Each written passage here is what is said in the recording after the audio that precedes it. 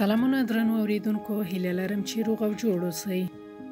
بیا هم په پښتو ادب کې د ماشومانو ادبیاتو کتاب 24مې پاڼې پښتو ادب کې د ماشوم د ادبیاتو لنډ تاریخي بهیر سرلیک تاسو ته وړاندې کوم.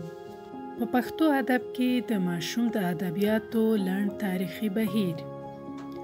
پښتانه د ځمکې پر مخ په هغه سیمه کې میشت دي چې تل د تاریخ په اوږدو کې د زبرځواکو د بریدونو، تاړاکونو او تیریو ښکار شوي. جګړه هغه ناورین وي چې ورسره د یوه هیواد، سیمې او خلکو اقتصاد، کلتور، فرهنګ، ادب او د ټولنیز ژوندانه نورې برخې یا خو چورلټ له منځه ځي او که له منځه ولاړ نشي نو له ډېرو ناوړو حالاتو سره مخامخېږي.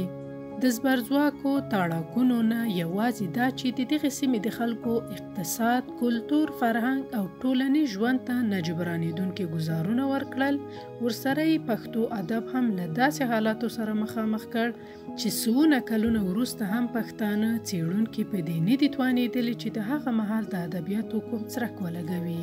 له دغو ناورینونو سره د پښتو ادب لیکلي اثار په شعوري ډول د نیواګرو په واسطه له منځه وړل شوي دي. د ژبو د ادبیاتو تاریخ په ژبو کې د شته نظمي او نثري اثارو له مخې پیلېږي. له موږ سره په پښتو ادبیاتو کې د ضباط او تاریخي مخینې له مخې د امیر کروړ ویاړنه ده چې د پښتو ادب ډېر زوړ او پخوانی شعر یې بولو او د سلم هجري کال په شاوخوا کې ویل شوی دی. نو د پښتو ژبې د لیکلي ادب تاریخ له همدغه مهاله پیلېږي. تر هغې پورې به د پښتو ادب تاریخ پیل له همدغه شعر څخه وي چې په پښتو ادب کې تر دې دمخه وختونو اثار پیدا شي. د امیر کروړ په ویاړنه کې د ماشومانو د ادبیاتو هیڅ ډول څرک نه لیدل کیږي. له سل هجري کال څخه راهیسې له امیر کروړ څخه نیولې په ترتیب سره د ابو محمد هاشم ابن زید السرواني، شیخ رضا، نصر اللودي، بیت نیکه، اسماعیل خرخبون، شیخ اسد سوری، شیخ تمین کاکړ، ښکارندوی غوري، ملکیار، غرشین، تایمنی، قطب الدین بختیار، شیخ مټي، بابا هوتک، شیخ ملکیار هوتک، زمین داوری اکبر، خلیل خان نیازی، زرغون خان نورزی، زرغونه کاکړ، رابعه، دولت محمد کاکړ، شیخ عیسی مشواڼی، شیخ بستان بړیڅ، علی سرور لودي، میرمن نیکبخته، شیخ محمد صالح الکوزی، ملکیار غرشین تایمنی، قطب الدین بختیار، شیخ مټي، سلیمان ماکو، محمد بن علی البستی، احمد لودي، شیخ کټه، شیخ ملی، زرغون خان، کجو خان رانیزی، بابر خان، شیخ قاسم، علایار، خان جهان لودي، بایزید روخان، ملا الف اوتک، ارزانی خیشکی، علی محمد مخلص، ملا عمر، میرزا خان انصاری، دولت لوانی، واصل، میرخان، امیر، ملا مست، اخوند درویزه، عبدالکریم، خالق داد، عبدالحکیم، مصطفی محمد، ملا اصغر، عبدالسلام، عمر خان، شیر محمد، رحیم داد، عبدالرحیم احمد، اخوند قاسم، بابو جان د پښتو ژبې د نظم او نثر لیکوالان دي. د یادو لیکوالو له ډلې څخه ملا الف دی چې و مثنوي ماشومانو ته د اخلاقي روزنې په موخه لیکلې ده. دا هم د اوسني وخت له هغو ادبیاتو څخه چې موږ د ماشوم ادبیات بولو ډېر توپیر لري. پوهاند صدیق الله رښتین د ملا الف په اړه وایي: ملا الف هوتک د دویمې دورې له مشهورو شاعرانو څخه دی. دی په خپله زمانه کې یو ښه عالم او د کلات په اطرافو کې استوګنه کوله. د ملا الف هوتک د شعر هغه بیلګه چې په مثنوي وزن کې ویل شوي او ماشومانو ته پکې اخلاقي او دینی روزنه ورکړل شوې ده. راشه واوره ای فرزنده، تا ته وایم ارجمنده، ته د پاک نبی پر لار شه، د نبی پر لاره لاړ شه. یو قدم له شرح زویه، بیرون مه اخله نیک خویه، که بیرون یو قدم کېږدې د نبی شرح به پرېږدې. نصیحت کوم تا ته مجار وزه بلې خواته، تا ته وایم زما ځان یې لا تر ځان را باندې ګران یې. د پښتو ادب د اوسني پیل شوي تاریخ له پیل څخه یا له لرغونې دورې څخه نیولې ان د خوشحال بابا تر زمانې پورې د لیکوالو او شاعرانو په نظمي او نثري بیلګو کې د ادبیاتو له مخې د پښتون ماشوم برخه ډېره خواره ده. خواره لا څه چې بالکل د ماشوم د ادبیاتو په نوم پکې څه نه تر سترګو کیږي. د روښانیانو دوره چې د پښتو ادب په وده او غنا کې ستر رول لوبولی، په لرغونې دوره کې پښتو ادب ته ډېر څه ورکړي دي. په خواشینۍ سره چې په همدغه دوره کې هم پښتون ماشوم د لیکوالو او شاعرانو له خیال او فکره ډېر لرې تللی او په دغه برخه کې څه هم نه دي شوي. له 1022 کال راهیسې د پښتو ادب په نظم او نثر کې د پام وړ بدلون او پرمختګ رامنځته کیږي.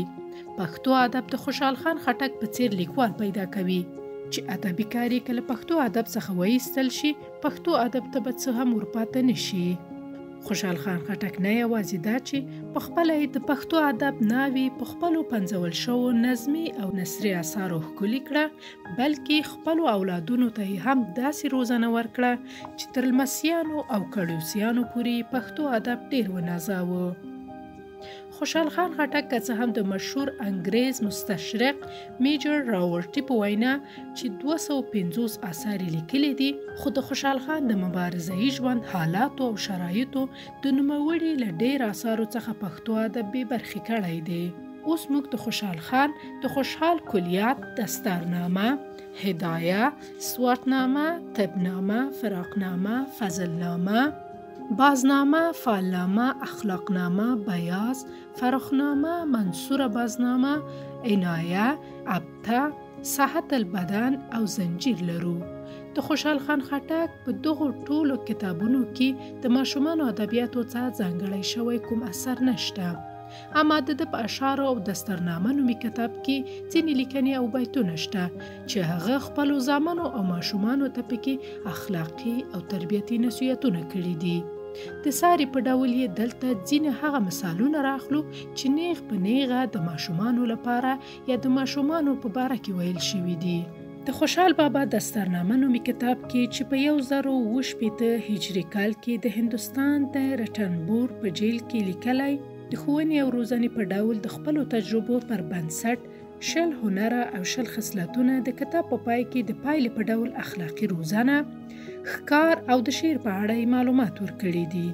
دغه کتاب له پیل څخه تر پایه پورې د ښوونې او روزنې په اړه لارښوونه، زده کړه او تربیه ده. خوشحال بابا د دغه کتاب 12م هنر یوازې د ماشومانو تربیې ته ځانګړی کړی دی. دی وایي اولاد یا زوی وي یا لور، خو چې هورتنه په فرزند ډکه شي نور یې تربیت لازم شي. په همدغه هنر کې بل ځای وایي که هلک عالی فطرت وي تر 2 کالو پورې په سواد خوان شي.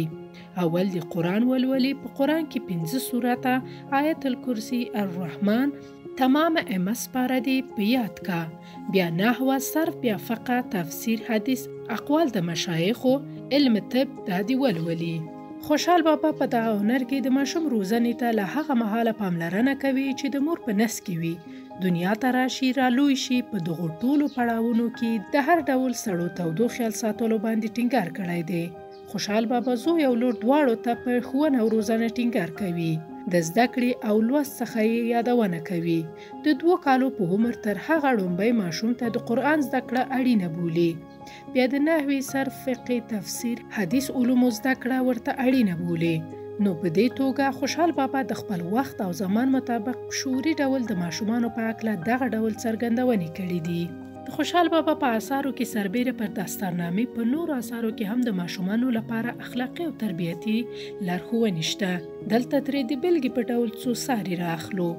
هغه مور او پلار به خلاص نه وي له غمه چې فرزند ځینې زولي بد اخلاق وي. خوشحال بابا وایي مور او پلار چې د اولاد په روزنه مکلف دي باید په سمه توګه د خپلو فرزندانو پالنه او روزنه وکړي.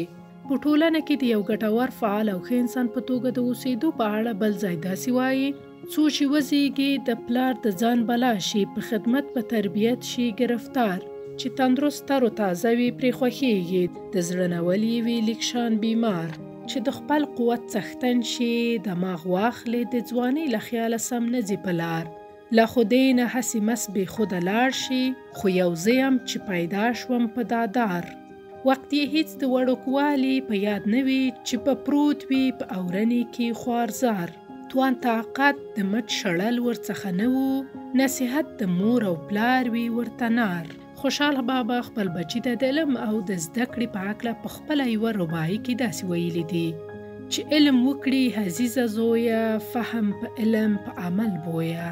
کم کونه بارداره ښه ده، نه پلنه ونه بې باره لویه. چې نه ادب لري نه علم رای لري، دو پای لیده شي خوی د چار پای لري. چې بې ادب یې ادب یې مه ګڼه، نه شو که شکل آدم نمای لري.